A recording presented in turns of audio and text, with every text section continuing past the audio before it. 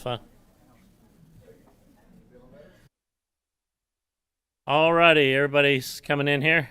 I believe we got a quorum. We will call this, believe it or not, 10th meeting of the Senate Standing State and Local Government Committee to order this morning. Madam Clerk, please call the roll. Senator Alvarado. Here. Senator Harper Angel. Senator McDaniel. Senator McGarvey. Senator Schroeder. Senator Southworth. Senator Storm. Senator Thayer. Here. Senator Wheeler. Here. Senator Nemes. Present.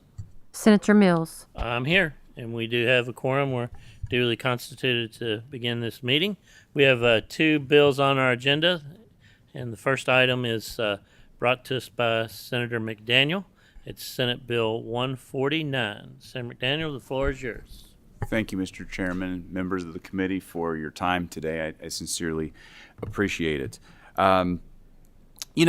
Sometimes in the hustle and bustle of what it is that happens around here, and that happens through the course of the years, we have a tendency to have short memories of things that went wrong, things that generated public outcry, and necessarily generated the attention of the General Assembly. You'll recall just a little over 2 years ago, a lot of us began getting phone calls, emails, texts, and reading newspaper articles from outraged citizens of the Commonwealth. I want to read you some of the headlines to go back in time just a little bit here. Headlines like "Notorious Northern Kentucky Murderer Could Soon Walk Free After Commutation of His Death Sentence." Convicted child rapist who was later pardoned, sentenced to 23 years in prison. Campbell County political activist receives unconditional pardon. That activist, who, by the way, now is running for a constable. 5 convicted of murder among those pardoned. GOP prosecutor took donations from sex offender's family, then pressed Bevin for a pardon. Bevin's pardons include convicted killer whose brother hosted campaign fundraisers for him. Bevin pardons man convicted of decapitating woman and stuffing her in a barrel. Sections 77 and 240 of the Commonwealth's Constitution grant the power to pardon to the governor. The last time that those sections were visited, in 1891, it granted a specific power to pardon those who had engaged in a duel. Things in our society have changed dramatically since that time. And I'll mention that my old roommate, the former senator from Trigg, used to frequently remind me that the average tenure of someone from his Senate district was 1 year. Because for so many years through the time, in the era of the new Constitution, his predecessors needed a combination of steamboats, trains, and carriages to get to the Commonwealth. Many, many things have changed since then, including the sophistication and evenness of our judicial system. The power to pardon allows one person, to overcome a process that starts with a citizen who has a complaint, a police officer who sees the need to arrest that person, a county prosecutor, a grand jury, a jury, a judge, in many cases appellate courts, and in several of the cases the Supreme Court, and impose that person's unilateral opinion for whatever reason they so choose on the scales of justice. Now, to me, the scariest thing that happened at the end of 2019 wasn't necessarily the actions that were taken, but the veil that was lifted as to the actions that could be taken. In the words of the former governor himself, and I'll quote, "We should want there to be integrity in the system, but if we think it's a flawless system, we're kidding ourselves." But I can tell you today that the people of the Commonwealth find the judicial process, with all of the participants and safeguards I previously described to be superior to the pardoning powers of one individual. However, there are many who believe the power to pardon should remain intact. This is why this amendment does not do away with the power to pardon. It simply restricts that power during the 30 days prior to an election and then between a gubernatorial election and a swearing in.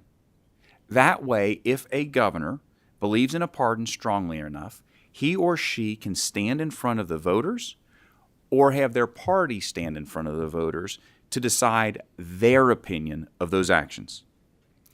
This amendment will prevent any more hiding in the darkness of the last minutes of administration. There will be no more allowing the rich and the powerful to influence the scales of justice without the recourse of the voters of the citizens of the Commonwealth. Mr. Chairman and members of the committee, some of the oldest adages in human history come from the Psalms. Psalms 8:2 tells us that out of the mouths of babes you have ordained strength. I'll leave you with the words of a young girl that testified with me the last time that this was up. Her rapist was pardoned by Matt Bevin. And the day he was set free, she was interviewed. He served it served less than 18 months of a 23-year sentence. And the day that he walked free, she said, well, it figures. They always get away with it. I ask you today, is that justice? Or do the citizens of the Commonwealth deserve a chance to vote on a small limitation on the power of one person to decide that murderers, rapists, and drug dealers can get away with it? Thank you, Mr. Chairman. Thank you, Senator McDaniel. Is there any questions or comments today from the committee? We have a motion on the bill from Senator Schroeder, a second from Senator Wheeler. Madam Clerk, please call the roll. Senator Alvarado. Aye. Senator Harper Angel. Explain my vote. Yes, you may. With all due respect to the sponsor, I have to vote no because the former governor made some unconscionable pardons doesn't mean the current governor or future governors would do the same, and I think the bill's unnecessary. Senator McDaniel. Aye. Senator McGarvey. Senator Nemus. Aye. Senator Schroeder. Senator Southworth. Explain my no vote, Mr. President. Mr. Chairman, I'm sorry. Yes. Yes, you may. So I'm going to vote no because when I very first saw this bill, I was like, oh no, not this. Because it is true that this is somewhat of a knee-jerk reaction to a disaster a few years ago. And I'm trying to think through the future of all time, what is in the best interest of the Commonwealth? There are a litany of things that I think we need to do that are not politically based, but unfortunately that doesn't ever seem to happen. The General Assembly decided to change the filing deadline so that we would all not sit on our hands while filings are going on the whole first month of the session, which I entirely disagree, except for it was the only way we were going to move forward because there was a consensus to do another way. And I feel like this is the same kind of situation. In order to try to get the governors to not act without oversight after they've elected, before they've transitioned, I would like to see a better way to do the goal that's not reactive and necessarily limiting the governor's constitutional authority in this area and not others. We got boards and commissions that have been appointed. We got all kinds of things the governor does. And this one thing we're going to say, no, not this. I feel like we need to have a more comprehensive approach to this if we're going to actually address the real issues. Thank you. Senator Storm. Senator Thayer. Aye. Senator Wheeler. Mr. Chairman, explain my aye vote. Yes, you may. You know, it is a substantial thing to change the Constitution. It's not something I do lightly, and I don't think that Senator McDaniel does either. But, you know, what we did see the last time was unconscionable for many reasons. One, it, you know, put some dangerous people back out on the streets. It caused many victims to have to relive their crimes all over again. But two, it served as a firm rejection by someone who does not respect, I think, one of the most basic forms of local government within the Commonwealth of Kentucky, which is the jural system and our justice system. Something that comes down from our English common law that says 12 people out of a community will sit in judgment of a person for a crime, for an action for damages, to see if someone is harmed. I mean, we were not set up as a kingdom where one person can wholesale reject these principles. And, you know, I'm not going to say there's not a time when a pardon is not necessary. But in this particular case, you know, we need to preserve our heritage and our traditional English common law and jural rights. And I think that this bill goes a long way towards preserving those important rights in the Commonwealth. So I proudly vote aye. Senator Mills. I vote aye.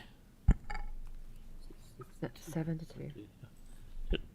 Senate Bill 149 passes 7-2, and same shall pass onto the Senate floor. So, Senator McDaniel, thank you so much. Thank you, Mr. Chairman, members of the committee.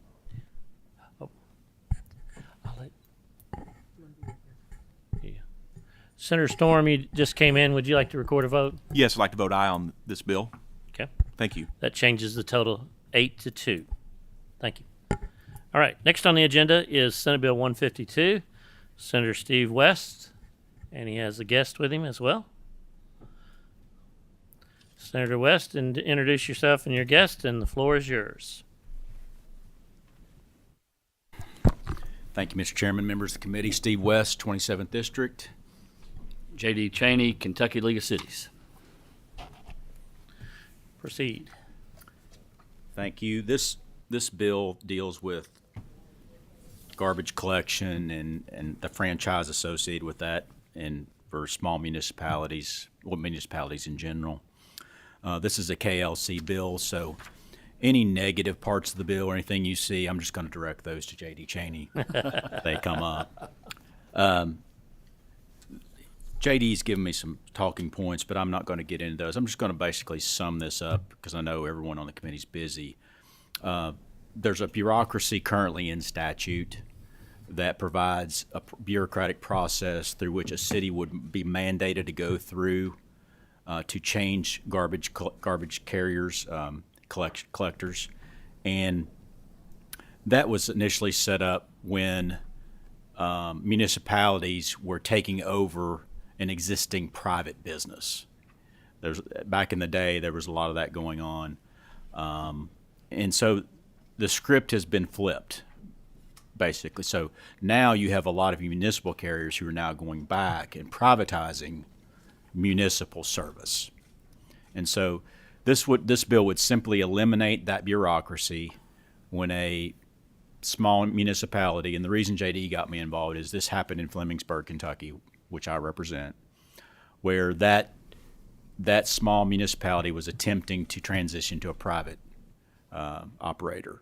And it took them, the bureaucracy causes an extra year and a half of red tape, and this would eliminate that. The citizenry is still protected because even if they change, whoever takes over, they're still required to go through the bidding process. So any carrier would still have to go through that process and check all the boxes that are in KRS as regards to that. So that's the essence of the bill, and I'll let JD chime in on.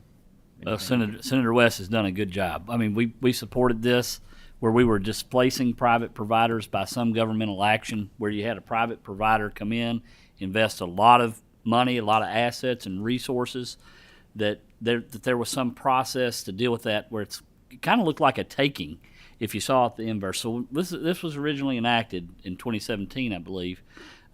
We said, look, that's a fair process to do that. But in this instance, we're not local government's not displacing anybody.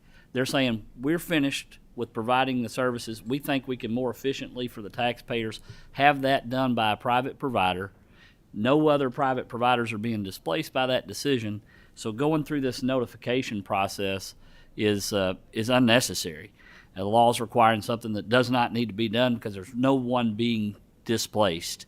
in this instance. So we should have caught that in 2017 when the bill went through originally, but we did not, and this corrects that after it caught some of our members. Yeah, and if I could add, it just you're basically requiring cities to give notice to themselves. Yeah. So, Yep. Very good. Any questions or comments to the bill sponsor? We have a motion on the bill from Senator Wheeler, second from Senator Nemes. Madam Clerk, please call the roll. Senator Alvarado. Aye. Senator Harper Angel. Senator McDaniel. Senator McGarvey. Senator Nemes. Senator Schroeder. Senator Southworth. Explain my vote, Mr. Chairman. Yes, you may. I'm going to vote aye right now. I feel like I can't possibly be the only person, because I used to deal with this all the time when I wasn't a senator, where you read a bill and you read it 5 times and you come to a committee and we have a so-called hearing, and I've not heard anything that helps me understand this bill any further. And I don't even have the right questions, because like we need to take a little bit of time here. But obviously this is an issue that supposedly sounds easy. I'm always looking for the other side of the story, and I haven't heard that, and I don't know if there is another side. But because of that level of unclarity, I will vote yes, because I think it's probably clear, but I don't think it's clear. I think we need to be more cognizant of that as we try to blow through committees. You know, this is our last thing.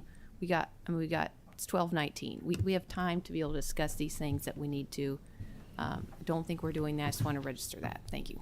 Senator Storm. aye. Senator Thayer. Aye. Senator Wheeler. Aye. Senator Mills. I vote aye. And Senate Bill 152 passes with favorable expression 11-0.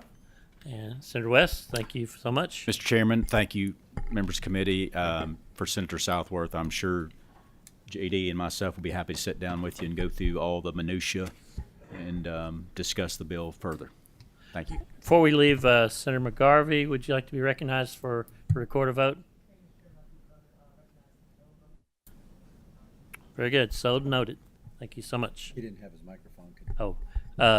Could you say that again? Thank you, Mr. Chairman. I'd like to be recognized as a no vote on Senate Bill 149. Thank you. Very good. There's no further business before us. We are adjourned. Well done. Thank you. That's right.